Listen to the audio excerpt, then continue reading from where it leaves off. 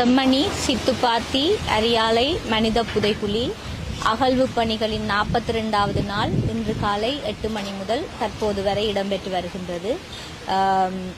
இன்று புதிதாக 9 மனித எண்பு தொகுதிகள் சுத்தப்படுத்தப்பட்டு இலக்கமிடப்பட்டுள்ளது.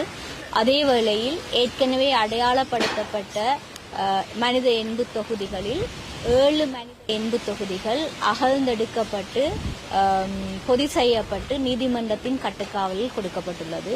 மொத்தமாக இன்று வரையும் 231 மனித எலும்பு தொகுதிகள் அடையாளப்படுத்தப்பட்டு சுத்தப்படுத்தப்பட்டு இலக்கமிடப்பட்டுள்ளதுடன் 213 மனித எண்பு தொகுதிகள் முழுமையாக நிலத்திலிருந்து பிரித்தெடுக்கப்பட்டு பொதி செய்யப்பட்டு நீதிமன்றத்தின் கட்டுக்காவலில் கொடுக்கப்பட்டுள்ளது.